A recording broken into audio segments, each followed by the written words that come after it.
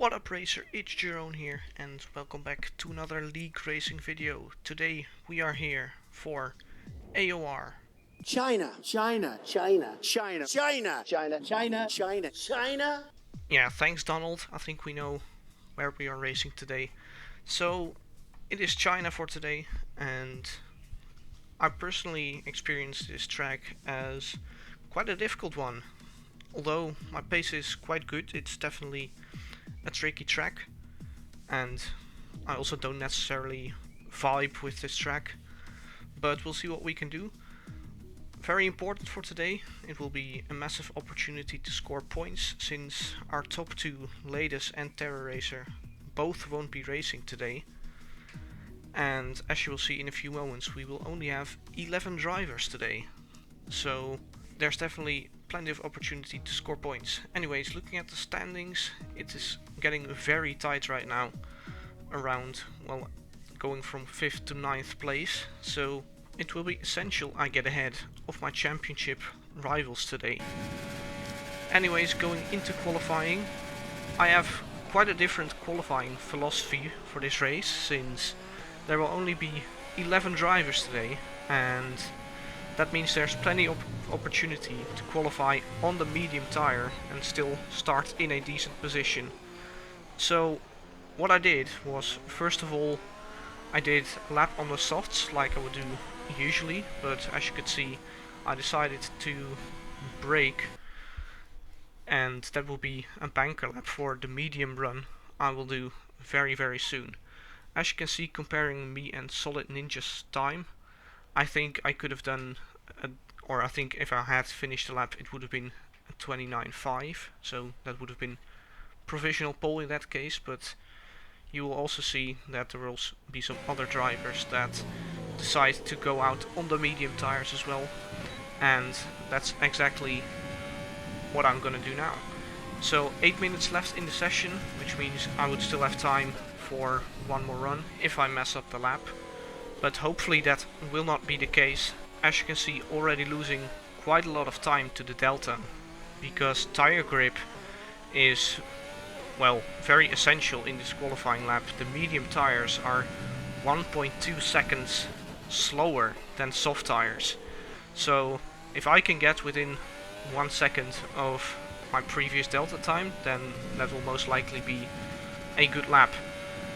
So when it comes to my setup for this race, I was actually struggling very much. It even went so far that I had to go on YouTube to actually find a decent, well, setup that would also work for me, because from the time trial setups I just couldn't find something that actually fit my driving style. And I'm running quite high wings for this session, and well, ideally you want to do, I think, 2.8 or maybe even 2.7 wings for the race, but I will do 3.9, and that's simply just because of confidence reasons. And yeah, with a higher wing angle I just felt much more comfortable around this place. As you can see, the medium lap is coming to an end. Personally think it was quite a decent lap actually, as I set a 30.4, which is basically 1.6 seconds off of my PB. But that's of course expected when you're on medium tires. But as you can see, crucially, I managed to get ahead of Pasty, of Zach, of George, of Pedro and Tin Can on my medium tires. And tire wear is very harsh around this place, so ideally you want to do a medium hard strategy rather than a soft hard strategy. Jesus, if I can get my words out. Because the soft tires will basically be finished after 6 laps already. So I decided to go out at the end on soft tires. As you can see, I only have a Ferrari of Simu and Ralph behind me. Ideally I would have liked to be dead last, so I could ultimately decide whether or not to finish this lap. And even at the time of driving I wasn't completely sure if I would finish this lap, because if I could start P6 or P7 on medium tires ahead of a few championship rivals, then I think I would prefer that. But yeah, as you can see, coming onto the main straight, we're exactly a second up on our time on the medium run. And at this point here, I decided, okay, I will just stick with the medium qualification run I did, and I will start on medium tires. As you can see, coming through the final corner, it would have most likely been a 1.3 second improvement, and I nearly messed it up completely here. That would have really been it would have been dreadful if I had actually crossed the line by a few millimeters. But as you can see, Ralph in the end managed to get pole position with a 29.1, and if you subtract 1.3 seconds from my time, that probably would have been pole position. But I prefer going the medium hard strategy and trying to stay with the soft runners early on in the race. And if I manage to stay with the soft runners early on, then I think I really have a good potential at perhaps even winning this race. So as you can see, adjusting the strategy, I wasn't quite sure what would be an ideal pit lap for medium tires. In the end, well, I put it here on lap 13, but in my head I thought, well, let's just go lap 12, since that's also the recommended, or the fastest recommended strategy. You don't need a lot of fuel around this place, and even one lap of fuel was already overfueling as we come onto the formation lap, and I wasn't quite sure what Pedro was doing here. Perhaps he was just playing some mind games with me, but he kept getting alongside me, which meant I couldn't warm up my tires as I would have liked to. Gearing up for the 5 red lights then, as you can see, my rear right tire is only 79 degrees, which means my tires are quite cold. But somehow I actually get quite a good start on my medium tires. In fact, it's even a better start than Teskel had on the soft tires in his racing point. And I managed to get up to P5 for now. But as you can see, he just has superior tire grip, as I also get a bit stuck behind Pyro. And he goes down my inside again and gets the position back. But anyways, I managed to stay within position, as we are now still in 6th place. Sebastian Vettel and Pierre Gasly, what has happened? We need to know. I bet you thought I was losing my front wing there, huh? Well, anyways, doesn't really matter, since a calamity has occurred because Zach completely missed his braking point and took out Teskel, which means I'm now ahead of Teskel again. And Pasti tried to go around my outside, and that's why he also got tangled up in the incident. And then there was a separate incident where Pedro hit me in the back, and fortunately I could still brake quite early and get myself out of trouble without any wing damage. But of course this is essential for the rest of the race, because now I have at least a 2.6 second gap to the next medium runner, as I think, well, I'm not sure if Pasti lost it here on his own, or whether he made contact with the Renault coming out of the long right-hander, which is quite tricky on traction, so I'm not sure. But crucially, I'm still within a second of Pyro as well, so this is a very good start for me, and quite fortunate that most of the medium runners got taken out at the start. In fact, we will look back at the start as we're coming through the snail section. It was actually 3 wide behind me for a moment, but I think Pedro slotted back in behind the Williams and my teammate in the Alfa Romeo. But yeah, as you will see, Zach completely lost his braking point, and this is even worse than the Monaco TV directors, because they don't even show the incident. So perhaps I should have used the Lance Stroll meme here, but anyways, Zach in hindsight said that he thought the 100 meter board was still the 150 meter board, so he just braked late, and that's why he ran into Teskel. Fortunately for Teskel, I don't think he has any damage from the incident.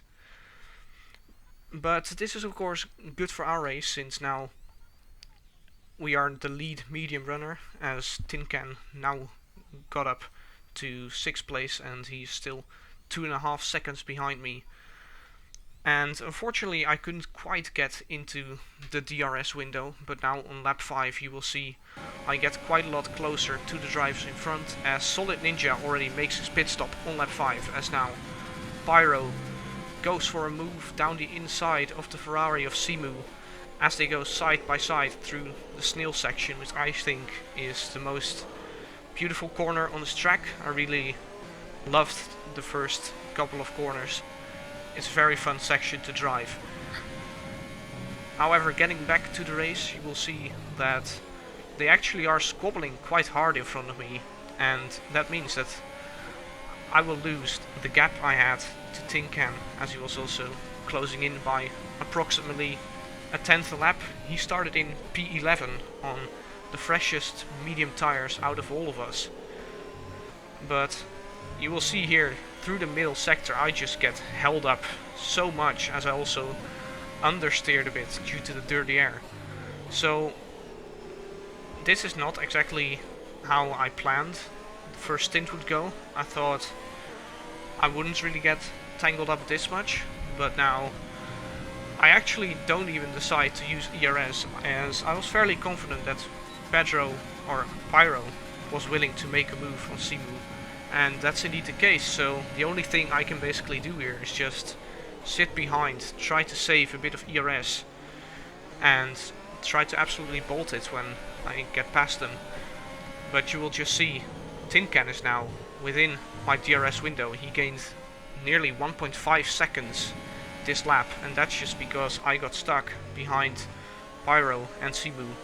But now, coming on to lap 7, I actually get quite a poor exit coming out of the very long right-hander, because I hit the curb on the outside, and that's not where you can find any traction.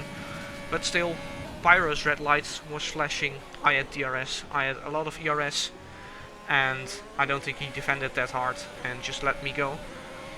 And this means I have the littlest of gaps to Tin Can again, but you will see in a few moments he was just able to stick within my DRS, as now the last soft runner has come into the pit lane, which means we are now provisionally in the race lead, but of course we will drop behind a few of the soft runners that have come into the pit lane now.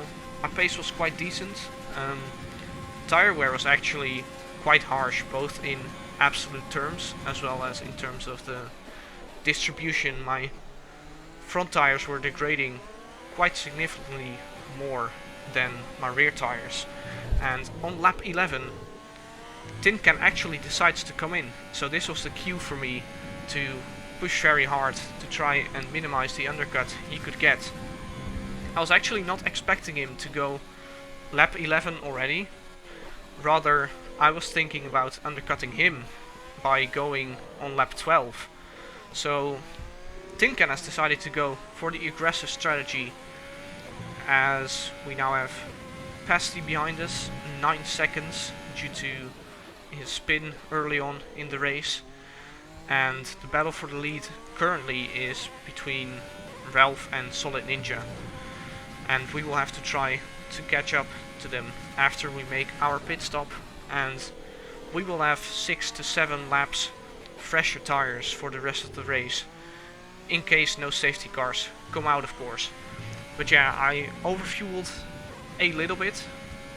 It doesn't really seem like that's the case when you just look at, well, the amount of extra fuel I have, plus 0.9 laps at this moment. But still, it was approximately, well, a half a lap extra. And I think the in-lap was quite okay, and as you can see on the minimap in the bottom left, the McLaren of Tin Can has actually been held up by the Ferrari of, yeah, that should be Simu. So it will be very tight when we come out of the pit lane, and perhaps I might even be able to stay ahead. But then coming into the pit lane, braking, and hopefully my pit crew can do a good job, although pit stops should always be 2.6 seconds. But yeah, as you can still see on the minimap on the bottom left, Tin Can and Simu are actually going side by side through the last couple of corners. So let's see where I come out. Of course, trying to get on the traction as early as possible. And Tin Can is right there. As also the Ferrari is now trying to get alongside me. But the inside for the snail section is key. And I managed to fend off Simu. And now I am behind Tin Can. But I do have 1 lap fresher tires. So that might be influential for the rest of the race. But in fact, I was quite struggling to actually get back past Tin Can, as now this is lap 18 and this was only the final lap I would have to overtake Tin Can, because now he will get into the DRS zone of the cars ahead. But I just couldn't get within 7/10 basically to try and attempt a move on Tin Can after I got out of the pit lane. So Tin Can just had mega pace, and due to my setup I was very strong in the middle sector, but not very much on this main straight here. And the next lap Tin Can is looking for a move down the inside of Ralph, but it didn't quite work and he decided to stay behind for a little longer. And well, I lost DRS for this little straight, but I wasn't too concerned since I knew they would bunch up together. As now Tin Can actually goes for another move. He tries to go round the outside of Ralph, but he actually decides to do a switchback down the inside of the snail section. So that is a beautiful move by the Tin Can. The Tin Can? That's an interesting phrase, but I don't think he actually is a can. I'm pretty sure it's actually a person that's driving, but he did manage to hold it round the outside. So that was a beautiful move by Tin Can on the Red Bull driver. But now we are looking to line up a move on her as well. We are 4/10 behind coming out of the right-hander onto the very long back straight, which means this will be quite a comfortable move as she actually still has DRS from Tin Can. So braking then, looking from the replay cameras, give her plenty of space, and we managed to get the move done very nicely. And now I will have to try and hunt after Tin Can and Solid Ninja, but it will be very difficult to actually get Tin Can. Even though I have 1 lap fresher tires than him, his pace was just, well, I would say on average 1.5 tenths faster than me. So it's quite unlikely we will catch him, as now lap 23 he goes down the inside of Solid Ninja, which means he has made the overtake for first place in the race. And now you will see a time lapse, and Solid Ninja was actually able to stick with Tin Can for quite a long time this race. And as I said, the pace difference between me and Tin Can was approximately 1/10 to 1.5 a lap, which meant I just unfortunately could not get in within the DRS range of 1 second, and I just had to sit behind at basically 1.2 seconds of Solid Ninja for quite a few laps.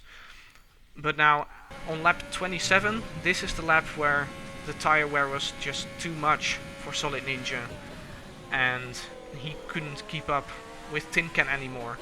So now we are really closing up through the middle sector where I was strong all race, and now the gap is only 5.5 tenths. So let's see if second place is still on the cards, as also there's no pressure from behind anymore. Ralph dropped out of my DRS range and also got the 3-second time penalty. But lap 27 I decided I wasn't close enough yet, and actually decided not to use any ERS and save it for the next lap. I wasn't even sure on how much ERS Solid Ninja would be, but I just felt I was too far away to actually go for the move there. So we're coming on to the final lap of the race now, and this is essentially what would be in football called a 3 points match, because you get 18 points for second place and 15 points for third place. So if I can get ahead of my championship rival Solid Ninja here, then that would really be crucial in terms of the standings, as you also hear the epic music intensify I was hunting down Tin Can here, or Solid Ninja here, trying to stay as consistent as possible, preserve my ERS through the middle sector, and you can really see that the 7-lap tire difference is really starting to make a difference now, as I was just able to stick with Solid Ninja even here during the middle sector, which is usually blown with dirty air, as I'm now only 3/10 behind, trying to set up an ideal line to get the best exit onto the back straight as possible, as I actually get a very nice run, plant the power as early as possible, open up the battery completely, stick in the slipstream, open up DRS, his red light is flashing, go around the outside, and braking just before the 100-meter board. Leave him plenty of space. He pushes me out onto the curb, but will it be enough? Yes, I get the traction down, and now we have the inside for the final corner, which means he virtually has no chance, and I also didn't want to get a time penalty. That's why I stayed off the curbs completely, and you can see I was very happy.